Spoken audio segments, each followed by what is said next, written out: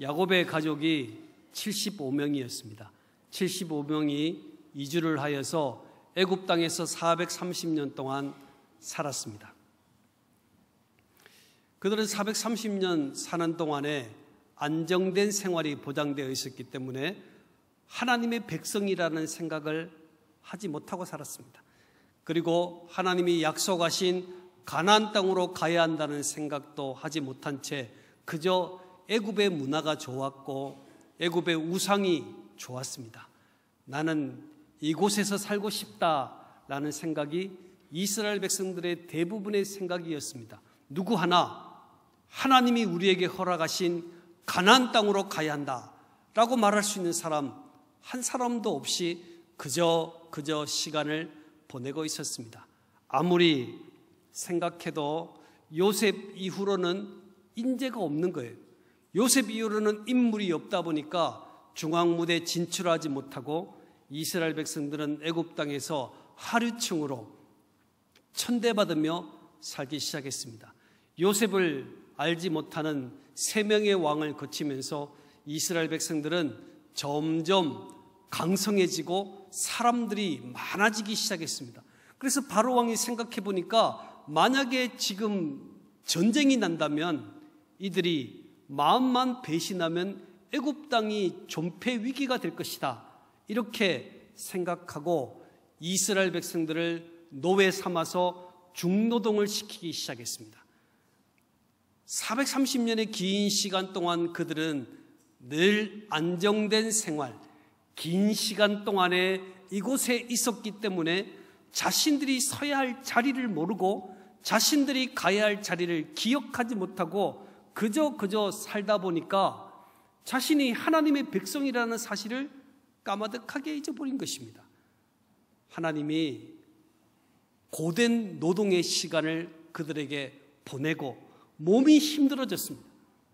열심히 일을 하고 일을 해도 체험받지 못하는 강한 노동이 있기 때문에 몸이 너무너무 힘들다 보니까 이제 하나님이 생각나기 시작했습니다. 사랑하는 성도 여러분, 우리 인생에 많은 고난과 어려움이 있습니다. 하나님, 저는 힘든 시간 필요 없습니다. 저에게는 좋은 시간, 행복한 시간만 있으면 좋겠습니다. 우리가 늘 기도하지만 가만히 한번 생각해 보세요. 고난과 어려움이 있을 때 하나님을 생각하지 안정된 생활, 평안한 생활에 있을 때는 하나님을 생각하지 못하는 것입니다. 그래서 하나님께서는 인생 가운데 우리들에게 고통을 때로는 보내십니다. 고난을 보내십니다. 어려움을 보냅니다. 그 어려움 속에서 이 어려움은 하나님의 구원 방법이고 고난의 배후에는 하나님의 계획과 섭리가 있다는 사실을 발견하는 것이 너무나 중요한 것입니다. 고난은 그냥 오는 고난이 없어요. 힘든 시간이 그냥 우리에게 찾아오는 법은 없어요. 고난 뒤에는 반드시 뜻이 있다는 사실을 우리는 인지해야 합니다. 같이 해볼까요? 고난 배후에는 하나님의 뜻이 있습니다. 하나님의 뜻이 있습니다. 이스라엘 백성들에게 고된 노동의 시간이 있으니까 이스라엘 백성들이 노동하다가 하나님께서 자신들에게 허락하신 가나안 땅을 생각하게 되는 은혜를 가졌던 것처럼 고난은 하나님의 배후의 계획이 있기 때문에 우리가 어려움을 만나면 하나님이 이 고난을 통해서 무엇을 내게 말씀하시는 것일까? 하나님이 이 어려움의 시간을 통하여 어떤 메시지를 내게 주시는 것일까를 빨리 깨닫는 사람은 고난이 축복으로 변하는 놀라운 은혜를 가지게 되는 것입니다. 저는 오늘 본문을 통해서 이스라엘 백성들의 구원 이야기를 통해서 하나님이 이 고난을 통해서 어떻게 하나님의 사람들을 이끌어 가시는지, 어떤 때에 하나님이 역사를 하시는지를 본문을 통해서 말씀드리고자 합니다. 그래서 오늘 제목은 하나님의 때, 하나님의 방법이라는 제목으로 말씀을 드리려고 합니다. 23절 말씀을 한번 보실까요? 23절 오늘 본문의 말씀인데 읽어보겠습니다. 시작. 여러 해 후에 애굽 왕은 죽었고 이스라엘 자손은 고된 노동으로 말미암아 탄식하며 부르짖으니 그 고된 노동으로 말미암아 부르짖는 소리가 하나님께 상달된지라. 아멘. 여러 해 후에라는 뜻은 오랜 시간이 경과했다는 관용적인 표현입니다. 오랜 시간이 흘렀습니다. 모세를 죽이려 했던 애굽 왕이 죽었다라고 성경은 말하고 있는데, 여러분, 많은 사람들이 생각했을 것입니다. 우리가 고통받는 것은 저 왕 때문이다. 바로 왕이 포악하기 때문에 우리가 고통받으니 저 왕만 죽으면 되지 않겠는가 생각하며 그들이 기대하고 있었습니다. 그런데 그 애굽 왕이 죽었다라고 성경은 말하고 있는데, 죽고 났다면 이스라엘 백성들이 편안한 시간들이 보장되어야 하는데, 오늘 본문은 이스라엘 자손은 고된 노동으로 말미암아 탄식하고 부르짖는 소리가 있다라고 말하고 있습니다. 왕이 죽으면 해결될 문제라고 생각했는데, 환경이 바뀌면 해결될 것이라고 생각했는데, 환경이 바뀌고 사람이 바뀌어도 고통과 고난의 시간이 계속 지속되고 있다는 사실을 우리는 주목해야 된다는 것입니다. 여러분, 우리에게 다가오는 모든 고난은 사람과 환경의 변화로 주어지는 것이 아니라는 사실을 우리는 기억해야 합니다. 이스라엘 자손들은 고된 노동으로 말미암아 탄식하고 부르짖었다라는 말씀을 하는데, 이 말씀이 굉장히 중요한 말씀이에요. 탄식하다는 것은 신음하다는 뜻입니다. 갈등 때문에, 아픔 때문에, 고통 때문에, 괴로움 때문에 신음하는 거예요. 이 고난은 너무너무 힘들다. 우리 자녀의 아픔은 너무너무 힘들다. 우리 인생의 어려움은 너무너무 힘들다. 우리는 늘 신음하여 탄식하는 일을 잘합니다. 우리가 고난이 왔을 때 탄식하는 거예요. 신음하는 거예요. 그 아픔 때문에 신음하며 속이 부글부글 끓습니다. 그러나 여러분, 대부분의 사람들은 여기까지에 멈춥니다. 나는 이 고난 때문에 너무 힘들다, 아프다. 그러나 어찌 되겠지, 잘 되겠지, 시간만 지나면 해결되겠지 하면서 고난, 아픔을 참고 소갈이하며 시간을 보내는 사람들이 너무나 많습니다. 그 일로 몸도 상하고 마음도 상하고 육체도 쇠약한 일들을 경험하게 됩니다. 이스라엘 백성들은요, 고된 고통과 아픔이 주어졌는데 왜 내게 이런 아픔이 주어집니까? 하나님, 우리가 뭘 잘못했습니까? 를 표현을 해야 되는데 표현하지 못하고 마음속에 담고 있는 거예요. 아프다. 왜 힘들까? 왜 힘들까? 대부분의 모든 사람들은 신음함으로, 고난을 신음함으로 마치고 지나가려는 생각들이 대부분의 모든 사람들에게 있습니다. 그런데 그 고통이 더 많아지고 더 강해지니까, 한계를 느끼니까 더 이상 탈출구를 가지지 못하고 이스라엘 백성들이 탄식에 머물지 않고 고난을 통해서 처음으로 하나님께 부르짖기 시작합니다. 그래서 오늘 본문은 탄식하며 부르짖는 소리가, 탄식으로 멈추면 고난의 문제를 해결할 수 없습니다. 나는 아프다, 신음함으로 고난의 문제를 해결할 수 없어요. 그러나 탄식함으로 부르짖는 삶의 모습을 가지게 될 때 우리는 고난을 이길 수 있는 힘을 가지게 되는 것입니다. 오늘 처음으로 이스라엘 백성들은 표현을 했습니다. 하나님, 우리가 너무 힘듭니다. 하나님, 우리가 죽게 되었습니다. 우리를 구원해 주십시오. 처음으로 이스라엘 백성들이 부르짖게 되었습니다. 이 부르짖다라는 말은 자아크라는 말인데, 막다른 상황에서 모든 지위와 자기의 신분을 다 내려놓고 온전히 하나님 앞에 절규하는 기도를 말합니다. 부르짖는 기도가 이스라엘 백성들에게 처음으로 터졌어요. 그들이 처음 하나님께 명을 받아서 애굽 땅에 갈 때는 하나님을 사랑하는 마음이 있었습니다. 나는 하나님의 백성이고 우리는 가나안 땅으로 언젠가는 돌아가야 한다는 생각들이 그들에게 있었습니다. 그러나 오랜 시간 동안에 그들은 그 생각을 다 잃어버렸습니다. 자신이 하나님의 백성이라는 사실을 잃어버렸습니다. 고통이 왔습니다. 언젠가는 이 고통이 지나가겠지 하면서 아파했지만 부르짖지 못했습니다. 조금씩 고통이 더해지면서 더 이상 고통을 참지 못하는 상황에 섰을 때 처음으로 부르짖기 시작합니다. 하나님, 내 인생을 지켜주십시오. 하나님, 우리가 죽게 되었습니다. 주님 아니면 이 문제를 해결할 수 없습니다라는 부르짖는 기도를 이스라엘 백성들이 하게 되었습니다. 예레미야 33장 1절에도 너는 내게 부르짖으라. 내가 내게 응답하겠고 내가 알지 못하는 크고 비밀한 일을 내게 보일 것이다 라고 말씀하고 있습니다. 부르짖는 기도를 하나님 앞에 올려드릴 때 하나님께서는 크고 비밀한 일을 너에게 보여줄 것이라고 말씀하시는 하나님을 우리는 만날 수 있기를 축복합니다. 오늘 이스라엘 백성들이 하나님 앞에 부르짖어 기도했습니다. 부르짖는다는 것은요, 힘을 뺀다는 말을 의미합니다. 교만하면 부르짖지 못합니다. 내 힘으로 할 수 있다. 조금 아프지만 내 힘으로 이길 수 있다. 이렇게 생각합니다. 그러나 겸손한 마음을 가지게 되면 하나님이 아니면 해결할 수 없다는 생각으로 부르짖게 되는 것입니다. 그래서 부르짖는다는 것은 힘을 빼는 것이다. 같이 해볼까요? 부르짖는다는 것은 힘을 빼는 것입니다. 힘을 빼는 것입니다. 네, 모든 운동에도 힘을 빼야지 잘할 수 있어요. 우리 인생은 너무 힘이 많이 들어가 있어요. 내 지식으로 이길 수 있다. 내 힘으로 자녀를 보호할 수 있다. 내 능력으로 얼마든지 사업을 잘할 수 있다. 그러니 탄식에 머물 수밖에 없죠.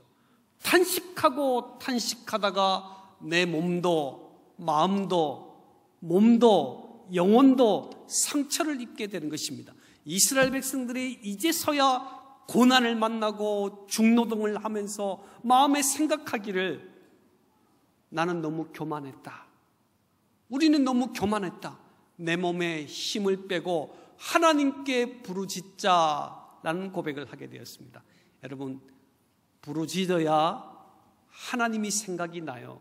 내 몸에 힘을 빼야 하나님이 생각이 납니다. 오늘 저와 여러분이 무엇을 가지고 있습니까? 나는 다른 사람보다 많이 배웠다. 나는 다른 사람보다 오랫동안 신앙생활했다. 나는 다른 사람보다 직분이 튼튼하다. 나는 다른 사람들보다 온 가족이 함께 드리는 힘이 있다. 여러분, 내가 가지고 있는 힘이 무엇이라고 생각하십니까? 그 힘을 빼지 못하면, 그 힘을 내려놓지 못하면 부르짖는 기도를 할 수가 없는 것입니다. 그래서 부르짖는다는 것은 하나님의 은혜고 사랑이다 라고 말할 수 있어요. 갓난아기가 태어났는데 울지 못하면 얼마나 큰일입니까? 내 몸에 병이 들었는데 이 병이 아프다고 말하지 못하는 인생이 얼마나 큰일을 만난 인생입니까? 그래서 내 인생에 이런 연약함이 있다고 부르짖을 수 있는 것은 하나님의 사랑이요 하나님의 은혜라는 사실을 기억해야 합니다. 이스라엘 백성들이요, 연단을 통해서 하나님께 부르짖음으로 희망이 생기기 시작했어요. 부르짖기 전에는 희망이 없었습니다. 부르짖기 전에는 그저 아무것도 아니었습니다. 그러나 부르짖으면서 희망이 생기고 하나님이 개입할 수 있는 절호의 기회를 만나게 된 것을 보게 됩니다. 계시록 5장 8절처럼 마치 향과 연기가 피어오르는 것처럼 성도들의 기도가 위로 올라가서 하나님께 상달되는 은혜를 가지게 되는 거예요. 부르짖는 기도는 하나님의 마음을 움직이는 힘이 있습니다. 그래서 우리는 금요 기도에 모여서 부르짖으며 하나님 앞에 기도하는 것입니다. 주여, 주여, 주여, 내 인생을 지켜주십시오. 여러분, 부르짖는 기도는 하나님의 마음을 움직이는 기도요, 부르짖는 기도는 하나님의 마음을 새롭게 할 수 있는 힘을 가지는 기도임을 우리는 기억해야 합니다. 기도는 관계입니다. 기도는 관계예요. 하나님은 어떤 분이십니까? 하나님은 세상 천지 만물을 주관하시고 창조하시는 하나님이시다. 여러분, 우리가 잘 알고 있습니다.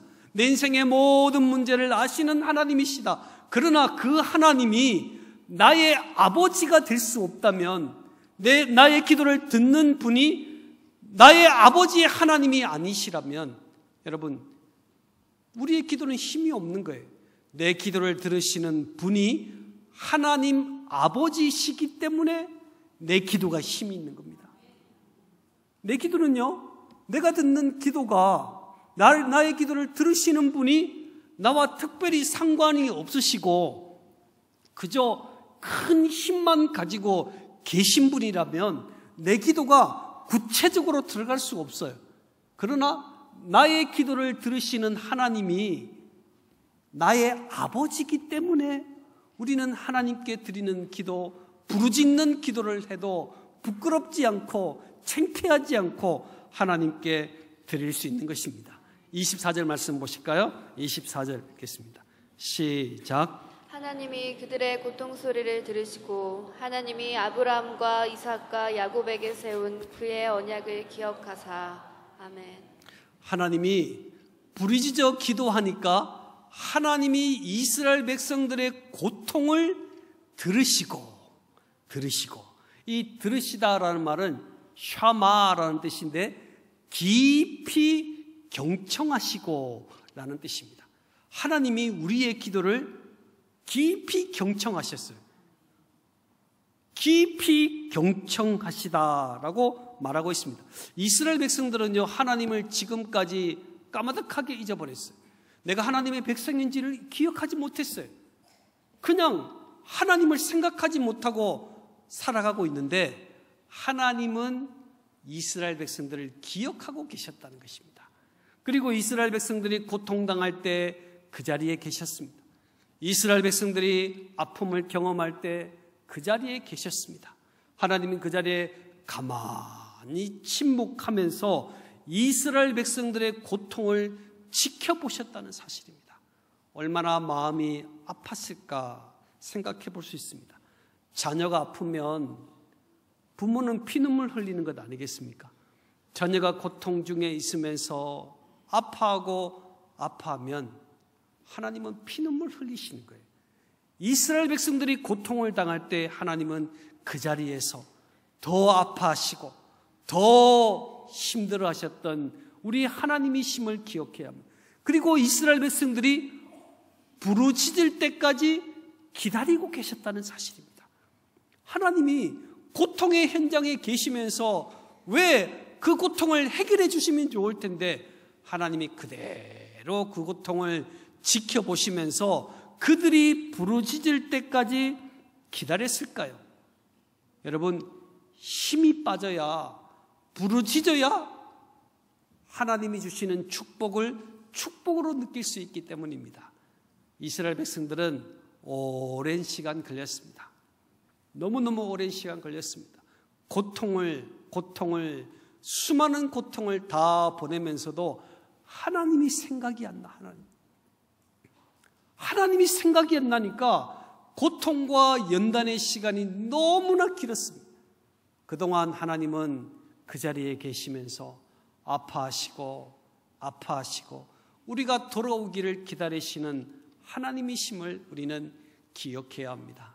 그래서 우리가 힘을 빼면 하나님이 보이기 시작하고 힘을 빼면 하나님이 나를 기다리신다는 사실을 기억하게 되는 것입니다.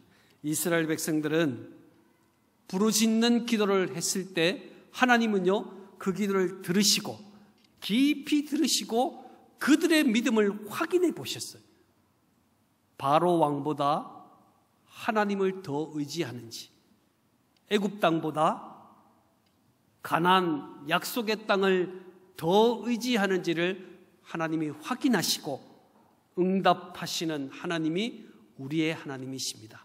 그래서 우리가 고난을 만났을 때는요, 하나님의 심사를 통과해야 돼요. 그 심사가 뭐냐면은 세상의 모든 것보다 하나님을 더 사랑하느냐, 이걸 하나님이 심사를 하시는 거예요.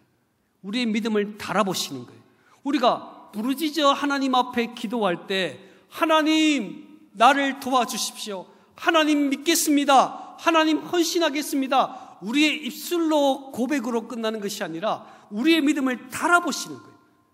내가 애굽 땅을 더 사랑하느냐 약속의 땅을 더 사랑하는지를 하나님이 달아보시고 이 심사가 통과될 때 하나님은 고난 가운데서 축복의 열매를 허락하시는 하나님이 우리의 하나님이시다라는 것입니다. 그래서 우리는 우리의 때와 우리의 방법으로 고난의 문제를 해결하려고 할 때가 많아요.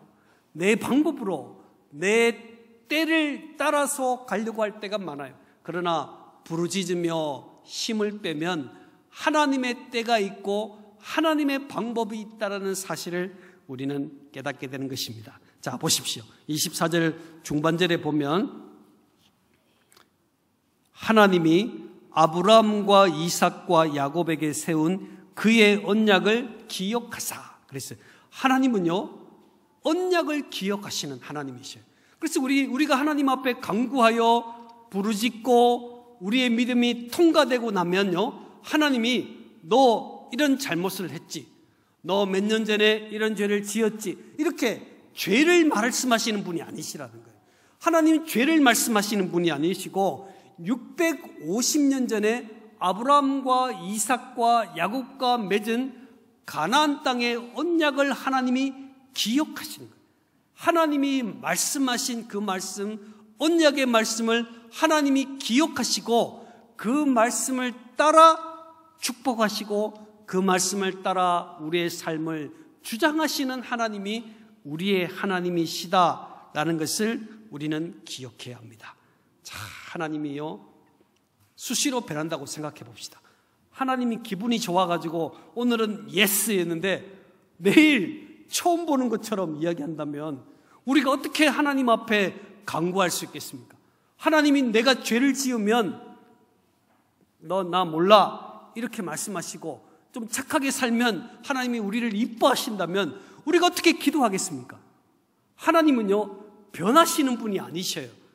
감정의 변화가 있는 분도 아니시고요 주무시는 분도 아니셔요. 하나님은 불변하는 언약의 약속의 말씀을 따라 움직이시는 하나님이시기 때문에 우리가 간구하고 우리가 부르짖을 수 있는 것 아니겠습니까? 오늘 이스라엘 백성들이 침묵 가운데 계신 하나님을 생각하며 얼마나 원망을 많이 했습니까? 근데 하나님은요 침묵하신 게 아니라 언약을 따라 움직이시기 때문에 이스라엘 백성들이 가나안 땅으로 가야 되거든요. 하나님이 약속하신 땅으로 가야 되기 때문에 미리 모세라는 인물을 준비시켜서 40년 동안 모세를 잘 준비시키는 거예요. 왜?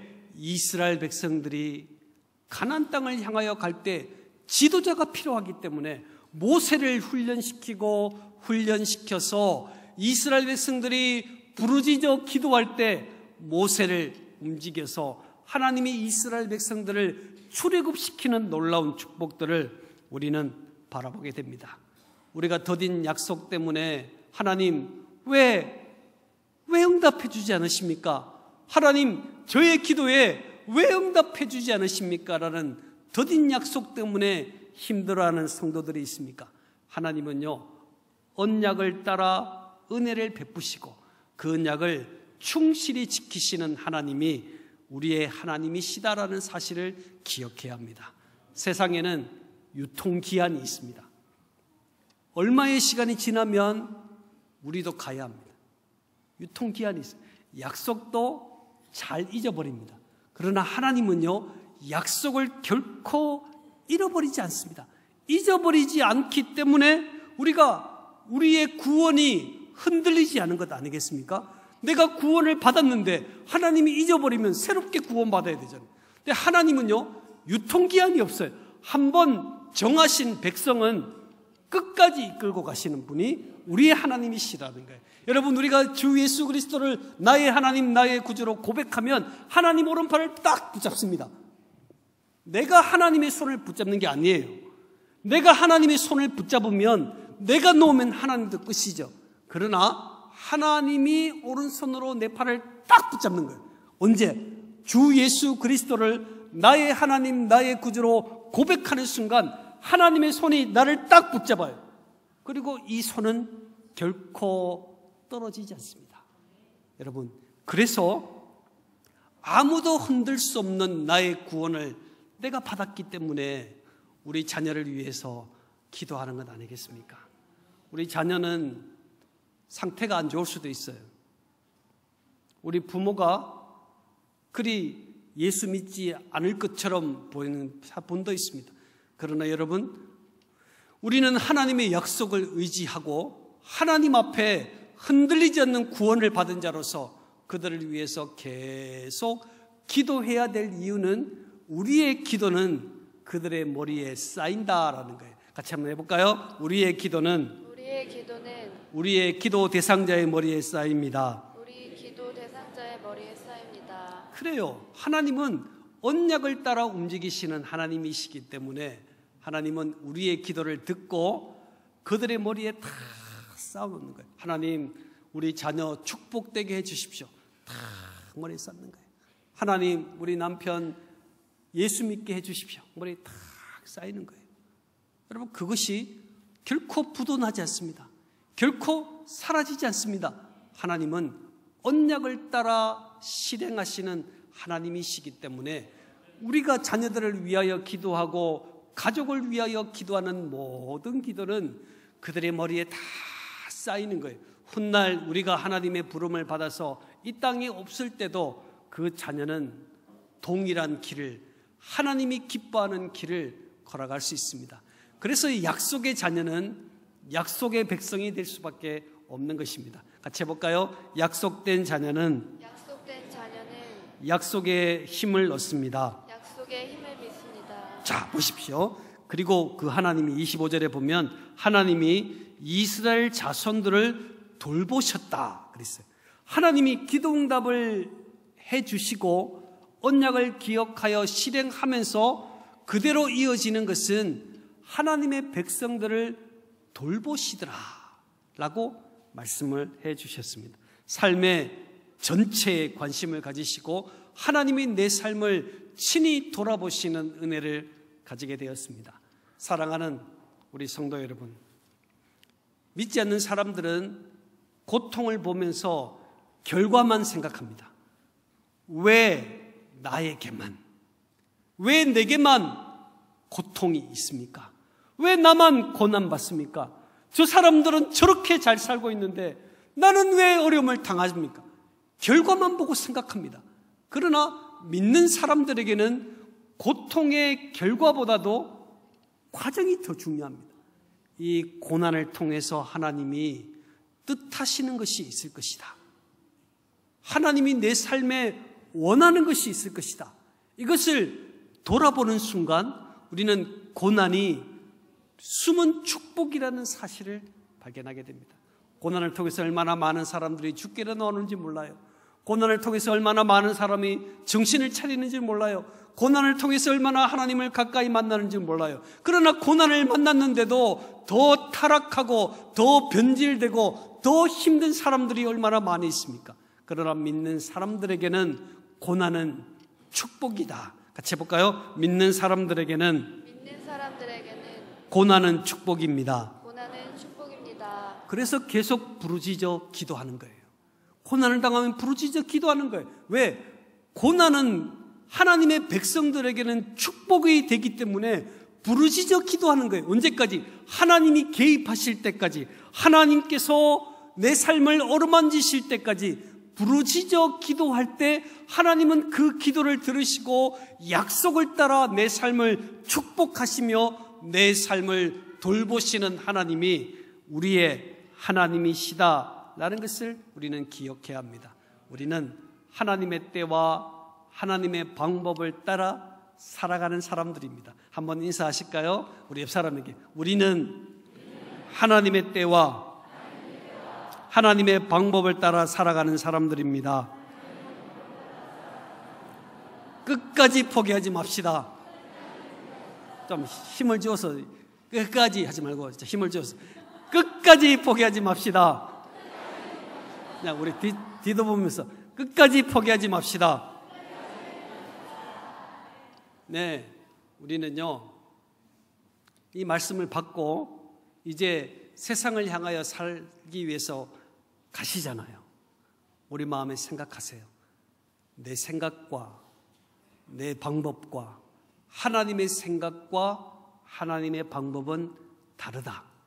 나는 고난이 없으면 좋겠고 행복함만 있으면 좋겠는데, 하나님은 고난이라는 방법을 통해서 내가 행복한 믿음의 사람이 되기를 원하시는 하나님의 계획을 여러분 생각하면서, 아, 나는 신분이 다르다.